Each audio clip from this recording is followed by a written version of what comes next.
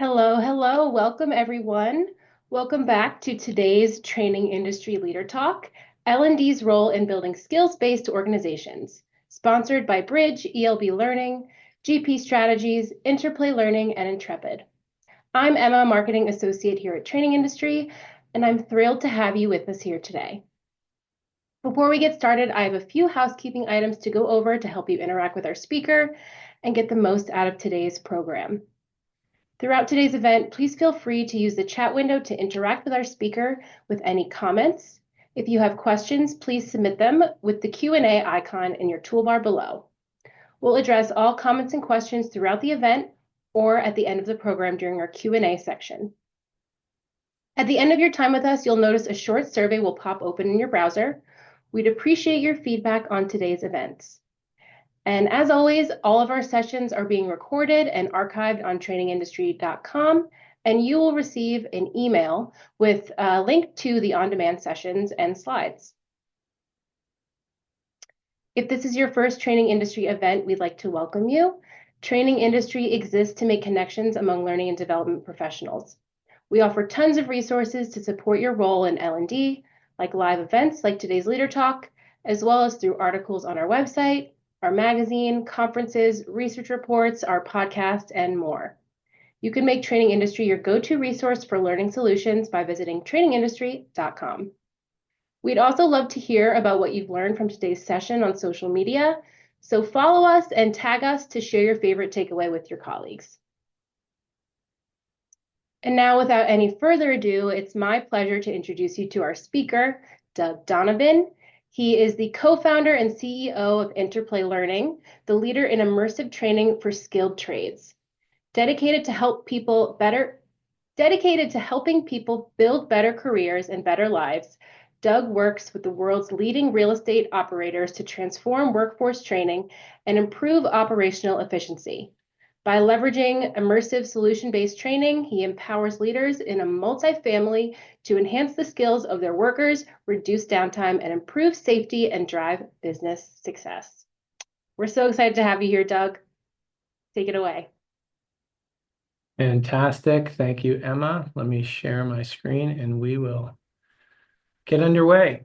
So as Emma mentioned, I'm Doug Donovan, CEO and founder of Interplay Learning. And this is connecting frontline employee upskilling and reskilling to business outcomes. Hopefully you are in the right place. Emma talked a little bit about Interplay, but let me give you a quick look at it as I describe it. So Interplay is a workforce training solutions company. And what has made us differentiated in the market is our singular focus on the electrical, mechanical, and industrial workforce. And our calling card has been point of view simulations. If you look on the slide, there's a little GIF of what a simulation might look like. These simulations have really been the difference maker, I think, in putting Interplay in a point of success in a market that's really hard to serve when it comes to online learning. The electrical, mechanical, industrial worker is hard to reach. We're going to talk a lot about that. Hard to train, and certainly hard to connect that training to business outcomes. So hopefully by the end of today, you'll have a good sense of how we think of it and some of the challenges we're seeing and trying to tackle. Interplay has been around for over a decade. These simulations, we certainly didn't invent them. They are, well known in the aviation, medical, and military worlds, and they use them there because they're very effective in the field training where sometimes the live training event is challenging. Now, with those as the anchor, we've built a robust training platform around them, everything from assessments to learning management, et cetera. Again, with this learner in mind, this electrical mechanical worker. Recently, we acquired a company called ITI, and ITI's focus is instructor-led training and in the field live training in the industrial space. And we did that because we thought it's the right time to start weaving together what we do in a digital world with the real world, and how do we tech enable both to connect the live event trainings with the digital foundation and weave that together and eventually connect that to our customers' operating systems. And that's ultimately what we're going to try to talk about today is how do we take this training that we all work on as L&D leaders and connect it to the business outcomes and get the business value out of the efforts that you all are doing. There are some of the numbers you can take a look. In our decade of experience, we've now trained more than 300,000 people at both Interplay and ITI. And we currently have more than 2,000 hours of online on-demand content that sits on an enterprise platform that thousands of companies use as their foundational training program for the electrical, mechanical, industrial workforce. Now, if you're sitting there thinking, well, I don't have any electrical, mechanical, or industrial workers, I'd ask you to think of it a little more broadly, and I'd ask you to think about it as a frontline worker or a non-office-based worker or a deskless worker. And I'll kind of jump between the terms and obviously fade back to my electrical mechanical just because that's what we focus on. But I think the parallels are there, whether it's a HVAC technician or a plumber, an appliance repair person, an operator at a nuclear facility, or you work in a warehouse, you work at a point of sale, you work at the front of house and hospitality, et cetera. They have a lot of similarities in the challenges in training them and the challenges of then taking that training and connect it to the business value. You don't have to take my word for it, right? This is a graphic from SHRM. It's a little dated, but we certainly see this in everyday life with our current customers. The orange bar represents the statement that says, it's more of a challenge with deskless workers to do workplace safety, right? That's pretty obvious. You're on forklifts, you're moving around a warehouse, et cetera. You're not sitting in front of a desk, which is a pretty safe place to be every day. Learning and development, that's what this is all about. How do we connect the learning and development to business outcomes? Retention. We find a lot of these jobs are a little lower wage, so you got to put a little more effort into keeping them, engaging them, driving them, et cetera. Onboarding, same thing. It's easy for our office-based workers. I can imagine the types of things that you probably currently offer. It's a set of PowerPoints, it's a set of videos, it's sort of a classic onboarding. But actually doing that with somebody who works in the field is a lot more challenging. Now, we see this every day in the customers we served. Emma mentioned the multifamily industry, which is just one industry we serve. These are big apartment buildings. And the multifamily industry has been pretty, I would say, ahead of other industries in investing in learning and development and LMS technology, et cetera, because of the requirements of fair housing and the like. So they really had a high compliance requirement. So they if you look across that industry, there's been a ton of work on building foundational training programs for the office worker, leasing agent, et cetera. But really what we've found in the last couple of years is they're starting to figure out, oh, we have to take care of the mechanics who actually run these buildings, the operators, the people who keep the air conditioning on and the refrigerator going. And that was the caboose of their investment, right? And that's not unusual because the deskless worker is hard to train. Often we find the companies that offer both really focus on the white collar worker or the office-based worker, and then maybe come around to getting to the mechanical, electrical field worker next. Often they'll take some of the best practices for the office-based worker and try to apply them to the field worker. And often that fails. And so we'll talk about how we think of how you train frontline workers and how it's different than a classic office-based worker, and then hopefully how we connect that to business value. We recently met with a large pharmaceutical company. You all would know the name. It's a everyday name. And they just hired their first CLO 3 years ago. And they built a massive training program in less than 2.5 years, I think. And it's really impressive. But it was for all the office workers. And so here they are 3 years in, and they're just starting to turn their attention, the L&D department, just starting to turn their attention to the tens of thousands of people who work inside of those pharmaceutical manufacturing facilities. And so to me, that's just emblematic of this is really hard. And so often companies will be slow to invest. So hopefully at the end of today, if you have frontline workers, you'll be thinking about, okay, how do I think about them? How do I invest in them? And what kind of tools can I use? Now, before we get too far into this, the thing that I like to remind folks is, and as L&D folks, you face this every day, but often I find the C-level sometimes misses this fact. The workforce is a business critical system. If you talk to a classic CEO, they'll tell you, oh, people are my most important asset, et cetera. But then you ask them about the system of how you recruit them, how you ramp them, and how you retain them. And what's that system look like? And they kind of stutter around a little bit, and they don't really think of it as a business critical system. And if we're going to talk about connecting training to business value and business outcomes, you got to first start thinking of the workforce as a system, and particularly in this pathway from recruit, ramp, and retain. Now, we would argue that ramp is the most important of this system, right? It is the anchor to really feed both retention and recruiting. And we found that with our customers extensively, where they've invested in the ramp program, they found it to be easier to recruit. Give you an example. You think about frontline workers, and we think about some of the skilled trades companies we serve. Let's say, Jose's Heating and Air, Bob's Plumbing, etc. It's not unusual that somebody says, "Hey, I've got a cousin who needs, who's looking for a job, and we have a real need here at this company." And so a lot of it's word of mouth. And if that's the case, well, then you've got to make sure that ramp program is a place that they feel like they're invested in. Again, don't just trust us here. Here's a whole litany of examples. And I think as L&D professionals out there, you certainly, probably rally around this idea that, here looking at the study on the left, 92% of employees say employee training programs positively affect their engagement. 94% say they stay at a company longer. There's the retention impact, right? If you're investing in them, they'll stay longer. We find this to be incredibly true for the skilled and industrial worker, right? This is a group that for the most part has been ignored by education technology, has been ignored in some part by the L&D departments. And so if you're really willing to show and invest in them, you find that they get committed to that company, they tell their friends, recruiting improves, and they stay longer.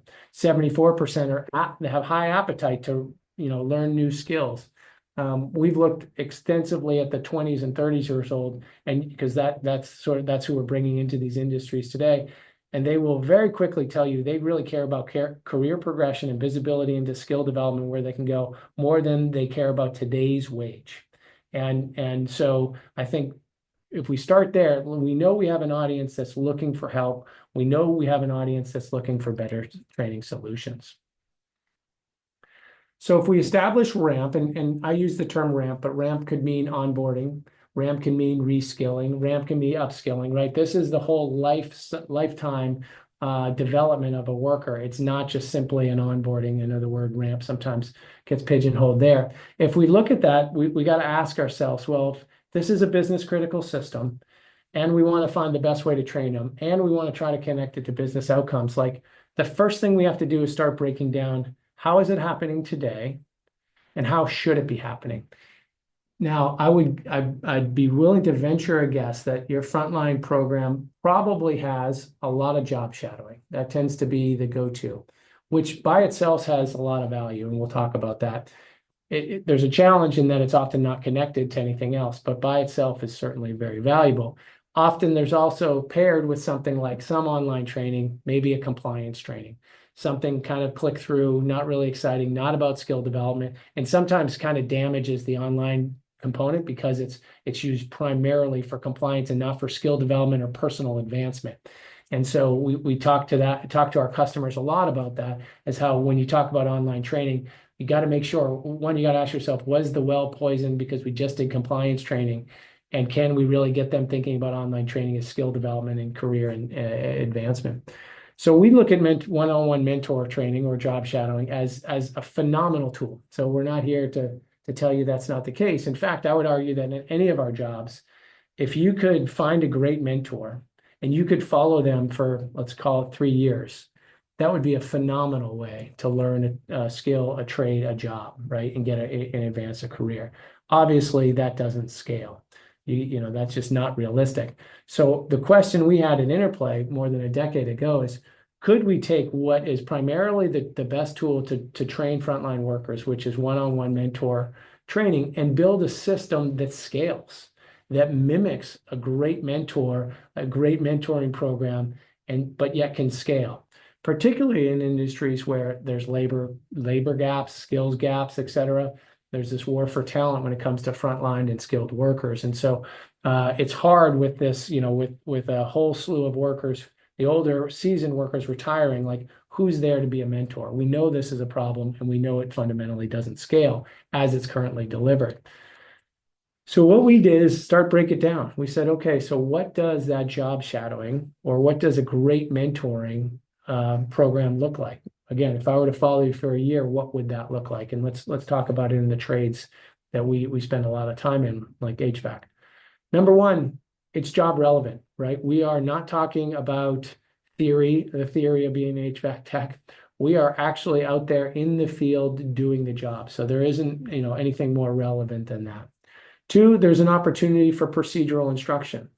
Okay, Sally, I want you to, take out your multimeter. This is what we're going to do first. We're going to, check the contactor on the supply side, et cetera. There's procedural instruction. There's an opportunity to practice, right? Okay, Carlos, it's your turn now. Instead of me doing the measurement, I want you to do it. Or instead of me doing the install, I want you to do it. There's corrective instructions, right? Or suggestions. There might be a better way. Let's say somebody, closing a point of sale system, another type of frontline worker. There's a better way to close that out this way, et cetera. You can give nice corrective suggestions. A great mentor can assess somebody. They can say, okay, now, Bobby, it's your turn, and you're doing this service call on your own. You're doing this diagnostic on your own. I'm just going to sit back here and watch. So I can really assess, are you good at that? Are you ready? And then I can attest to your skill level, right? Maybe I've watched you on 3 or 4 service calls or installs, or warehouse jobs where you move objects safely, et cetera. Now I can attest to your skill set. What that attesting means is, like, you can tell the company, the business system, Carlos is now ready. Carlos is ready to do this type of work. I know his skills. I've seen him. He can do it. Sally is not ready yet. She needs more work on electrical. I'm not ready to release her in her own truck or do this diagnostic repair on this panel, et cetera. So the ability to assess and attest is critical. Great mentors, you can access them for deep subject matter expertise, right? You can imagine a great teacher. You ask, well, why is this? Why do we do it this way? Why are we looking for capacitance here? Why do we always, back into our parking spot at this industrial center, et cetera? And that mentor is seasoned enough to feed you back information that has a lot of value. We'll talk about AI in a little bit. I'm pretty proud we went in 10, 12 minutes and I didn't even mention AI. We're certainly going to talk about it and where it affects all of these. But fundamentally, when you think about building a system for a frontline worker training program, we really think the North Star is, let's imagine a mentoring program, a really effective one, and can you use technology to mimic that and build that? The last piece, of course, there is human connection. That's a little more challenging when we talk about technical solution, but we even see ways of doing that in the future. So now what? Okay, so if we understand, we believe that the best way to train frontline workers is to design some kind of frontline, some kind of job shadowing like program or mentor program. Where do you start? And for us, the first rule is you have to start with the digital foundation. And this sounds obvious on a lot of levels, but we're amazed at how many companies, when it comes to training frontline workers, electrical, mechanical, industrial workers, really shy away from the digital. They've really, they've relied on job shadowing in the field type things for so many years. It's hard to shift. And it's really challenging, right? If you think about this frontline worker and we think about that, SHRM graph, how it's hard to learning and development, there's reasons for that. Some of them don't have devices. They might not have mobile. They might not be able to access that mobile in an environment where there's Wi-Fi, or safety reasons they can't access or look at a phone. They might not have access to a laptop or through a browser, et cetera. They might not have emails. Sometimes there's just an employee ID, et cetera. There's some real challenges to building an infrastructure to digital foundation to a program like this. But we believe that to really do what we're asking, which is try to build a program that can connect to business outcomes for this worker group, you've got to find a way. You've got to figure out how to invest in digital. And then you can start building on top of it. Now, I found this several weeks ago. So there's very few IPOs these days, so they do make the headlines. There was a company that went public called Service Titan, a fantastic company that serves more than 10,000 trades companies, right? HVAC, plumbing, pest control, landscaping, you name it. And they built an incredibly robust digital foundational operation system for those types of businesses, and certainly could apply to others. And this was on their S1. S1 is their filing for when they go public. They went public, I guess, second week in December. And if we take a minute and we look at what they built here, it's really extraordinary. Field service management, right? They have, mobile on where to be, price books, dispatching, scheduling, CRM, you're all familiar with, call booking, contracts, marketing automation, lead tracking, HCM, payroll integration, compensation, et cetera, ERP, supplying, job costing, et cetera, right? It's incredible foundation. And then down below, they walk you through their value chain. Generate leads, book jobs, dispatch texts, perform jobs, take payment, back office ops. What's fascinating to me is 5 of these: 1, generate leads, book jobs, dispatch checks, jump over, perform jobs, take payment, and back office are all represented up here. They've made the digital transformation. They've built an operating system for all of those things, except this. There is nothing here that says, oh, this is how we train people to do these jobs. This is how we measure these people to do these jobs. This is how that system then connects to everything else in this ecosystem. And so for me, it was a glaring example of when we look at training and we think about performance, skill performance, and trying to connect it to business value, we got a considerable challenge here in that everything's built around it, but this hasn't been built yet because of the challenges. It harkens back to that example of the pharmaceutical company that looked at this part last, because this is fundamentally the most challenging. So I thought this was a fascinating demonstration how if we're going to talk about business value, we got to figure out how to build a digital system that can connect to all of these pieces. And so that C-suite can understand the investment in the skill development is showing up in the P&L or better job costing or faster jobs, et cetera. So now let's break it down. Let's start talking about what this actually would look like and how we think of our solution and where we believe you should be investing when it comes to frontline or electrical, mechanical, industrial trainers. Number one, as we started, has to be around simulation, right? We got to remind people that a lot of the people in these jobs did not love the classroom. It was not something that just spoke to them. They didn't love some of the classic academical way of learning.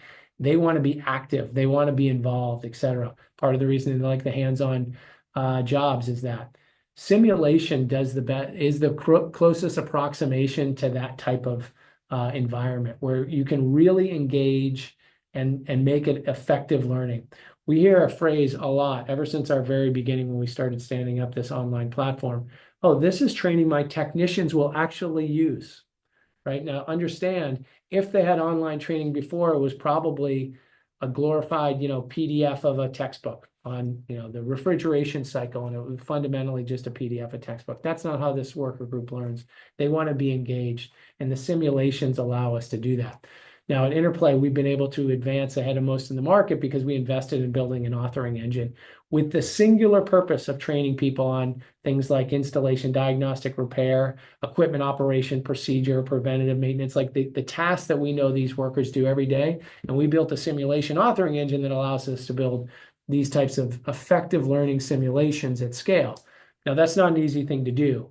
As L&D professionals, you guys, probably nerd out on the ed tech side of things or the education theory, like zone of proximal development, right? How do you keep somebody comfortable but challenge them? Well, doing that in a 3D environment is incredibly challenging. And through the years, we've got better and better at it. Real-time assessments, right? We have to know when these people know something. We talked about that, that service titan map. How do you know who knows what? If it's not digital, if you haven't measured, does this person understand how to do a proper evacuation of a refrigerant? Does this person know how to do an effective plumbing, retrofit, et cetera? You have to have some measurement tools built in, and those have to be able to connect to business systems so that we know who knows what, when, and everything that can mean for business outcomes. We talk here about, we'll skip over AI for a second, jump to multi-device for scalability. So at Interplay, we made a decision in 2016, we would deliver to all devices. It just was critical for this learner because they're on the move. They're in distribution centers. They're in They're in trucks, they're maybe on their home computer, maybe they're in a training kiosk inside of a manufacturing facility, right? We have to be able to deliver all of this digital training in ways that they can consume it. And that's no easy task, but certainly important when we're talking about connecting to business systems. You got to digitize it and it's got to be available anytime. Now, AI is obviously, I'm sure you guys are probably, sick of hearing about it, but I want to talk about it in the context of this learner because I think it's really fascinating. The office-based work was the first in online training, and for obvious reasons, right? When we started this company in 2010, 11, we started telling people we're going to train electrical, mechanical, industrial workers online. Everyone said, you can't do that. It won't work. You can't, those are in the field skills. Online learning is good for theory. It's good for learning leadership skills. It's good for learning marketing skills, right? All those sort of classic office jobs. But you can't really train a nuclear operator online. And we said, no, we think you can. And, we've since proven that. But what's fascinating to me is now with the layer of AI that we've been starting to put inside of the simulations, what I'm actually seeing is the beginnings of this type of training actually leapfrogging what I would call classically white collar training. And I'll tell you why. The jobs that the frontline workers do, whether it's a point of sale person or somebody in a warehouse, et cetera, someone in transportation logistics or a skilled trades person, they're way more discreet than say your job as a L&D professional, right? Think about all the stuff you do and how it weaves, and some of it's social emotional, some of it's leadership, some of it's communication. Like for a lot of the jobs that we're training for, they're a lot more discrete and deterministic, right? I can define exactly what I need somebody to learn. I can build a simulation to do that. I can layer AI in it and really get a sense of what they know, don't know. I can give them corrective instructions. And in the end, we can come out and really have a good command of like what that person knows and advance them in that learning journey. That's really like definable. And think about the other, sort of office-based jobs. That's a little harder. Describing am I a good CEO? What skills do I need to know? That's a little more amorphous, right? That's a little harder to define. And so I think what we're actually going to see is a leapfrogging where I still get the question. I just had it probably 3 weeks ago. A big waste company said to me, "Can you really train, this type of worker online?" Which was interesting because I hadn't heard that question in some time. I think COVID changed the game a little. That some of the skeptics got off and sort of came over, but I hadn't heard it in a while. And I remember thinking after realizing all of this in the last 2-3 years as we started layering this in, like not only can you, I think the question in 10 years is going to be like, of course you have to, it's a skilled worker. Of course you start online because it's the best way to develop skills and measure skills as you go. So this gets really exciting for us.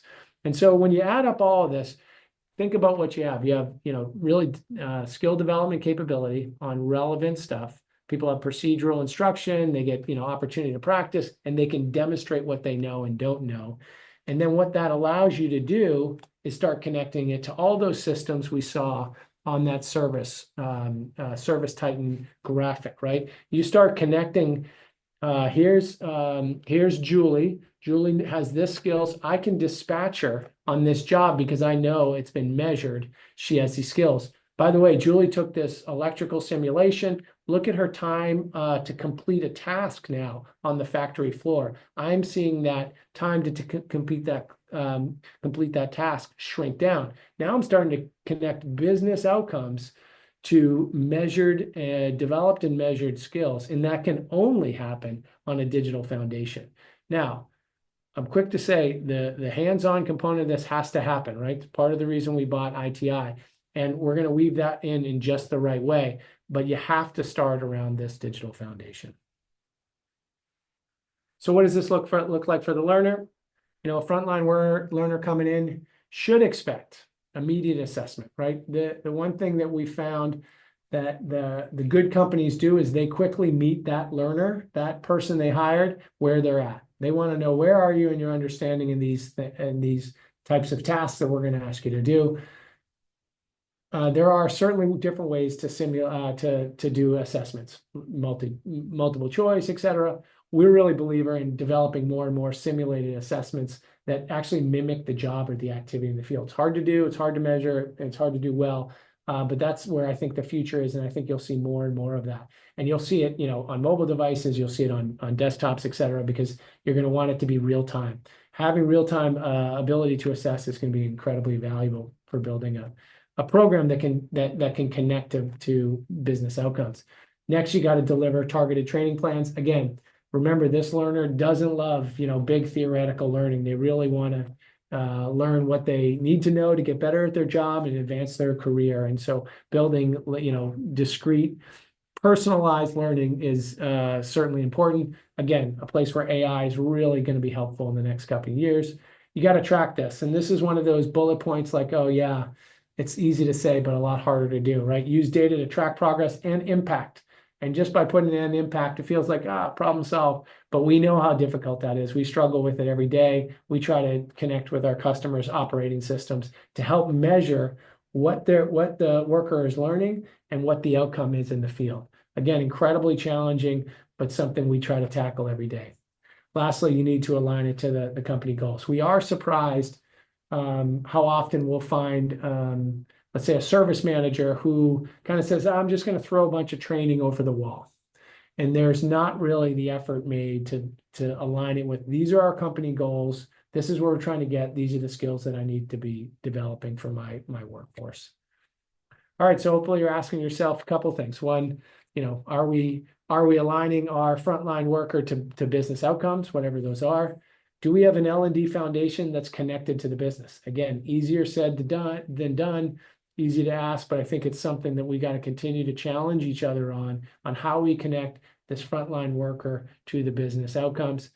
Do we treat workforce development like a critical business system, right? Hopefully your C-suite is thinking of it like that. We found that the C-suites that do invest in it, might be a private equity roll-up of a ton of trades companies, they're willing to invest in a system here because they need to standardize across 30 operating companies. They really think of it as a system, and that's where we find a lot of success because they're willing to invest in skill development and work hard to try to connect it to business systems.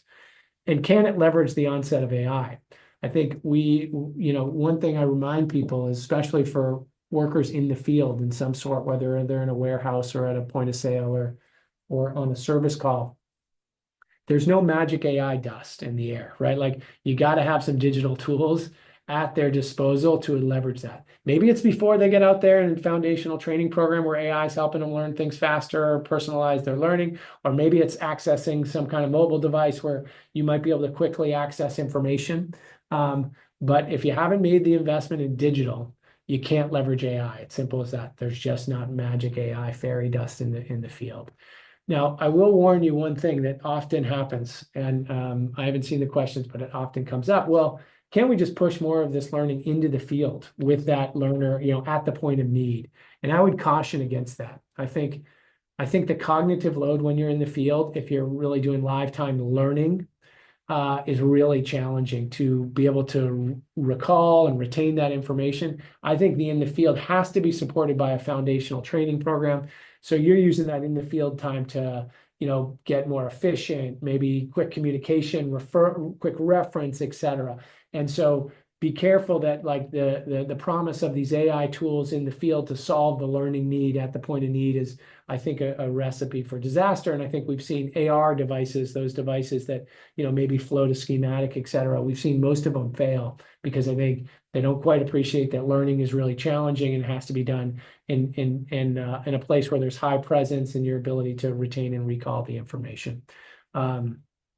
All right, so hopefully in the last 28 minutes, you have gotten a little sense of, how we think of the world, how, we think of the world about this worker on the right. What's the better careers, better lives pathway for them? What's the skill development system that we can build for them? How do we digitize it? And then how do we connect everything that we do to the business outcomes and create business value? And with that, I will say thank you and open it up for questions.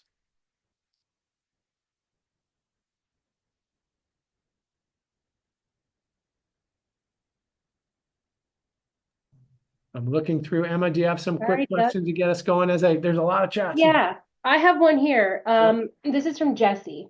Yep. If you have support to create scalable simulation type training, but leaders don't understand why it takes so long to develop those simulations, what would you do to gain understanding and support to do it right?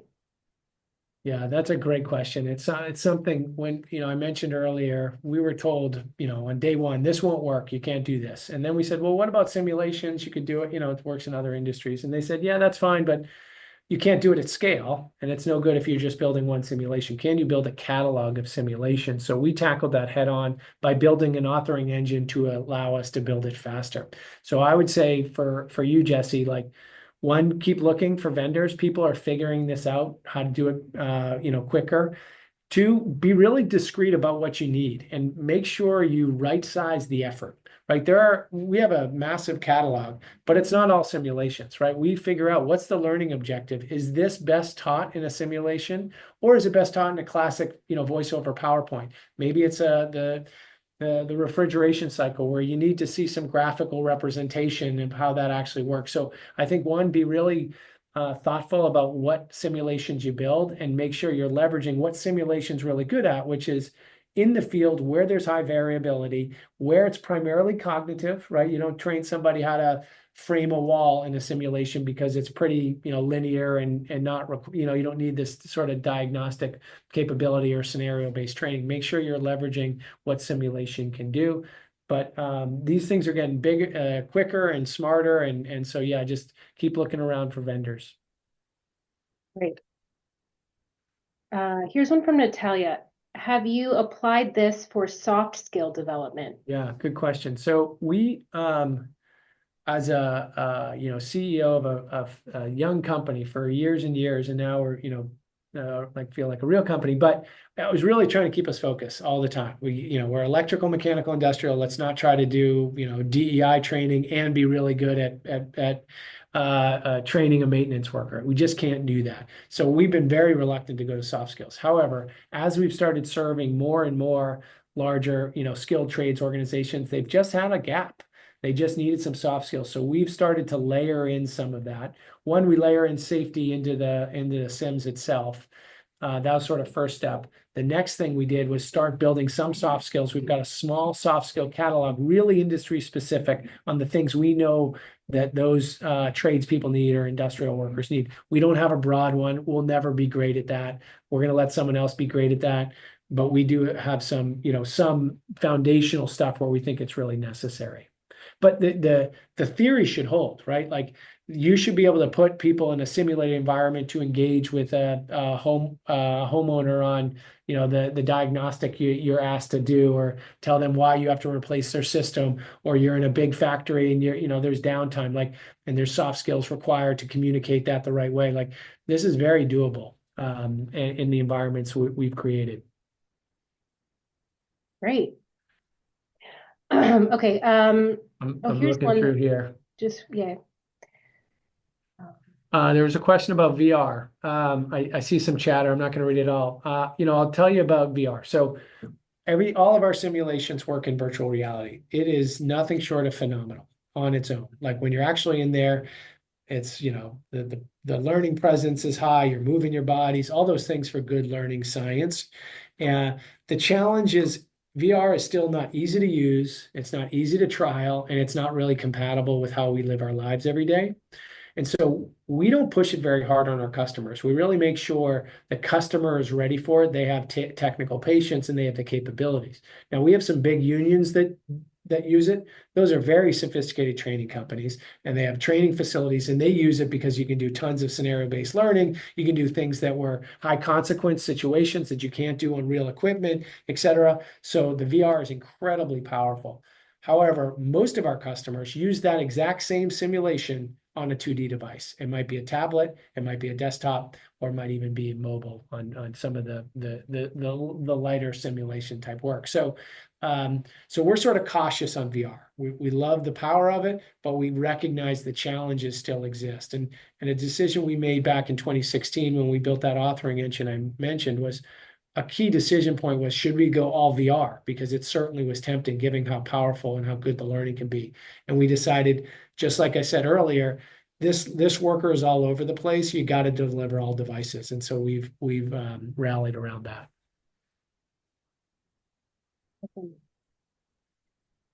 Working through some other notes here. Same issue, specialized multifamily requiring oversight, compliance. Yeah, not more pay. That recreation, great. Yeah, we talk about the agility that's required in these industries. And the nice part is we feel good about where we're sitting in that these are jobs that will not be farmed out to AI, right?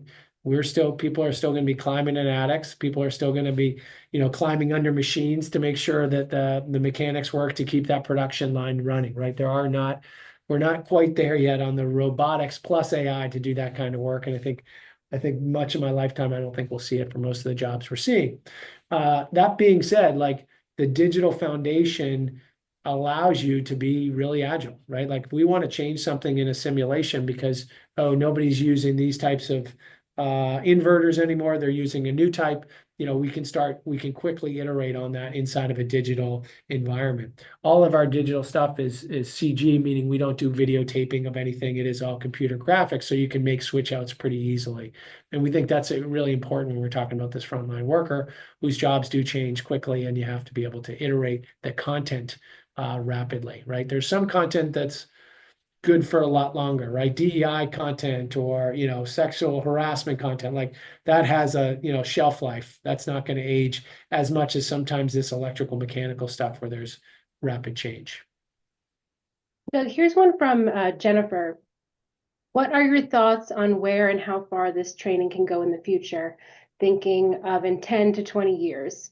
And do you feel like this will be the standard for training workers on those hands-on skills? Yes, I do. And, I will casually say, like, imagine, for anybody old like me who grew up on Star Wars with, Luke Skywalker and Obi-Wan Kenobi, and they floated this holographic of him kind of training Luke a little bit.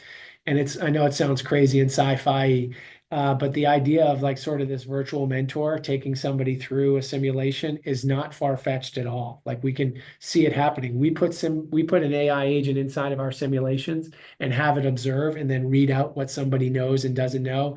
And it's incredible what that AI agent connected to our catalog of learning is able to identify. And so, I mean, for me, it goes back to what I said on sort of that last slide. I think there's a real leapfrog of these jobs, these skilled jobs, actually relying heavier on digital delivery because of its ability to get a lot closer to that sort of direct mentorship for those discrete and deterministic skills. And don't call me asking me for holograms. We don't do that yet, but we're just, that world is not too far away. Yes, causing some buzz in the chat.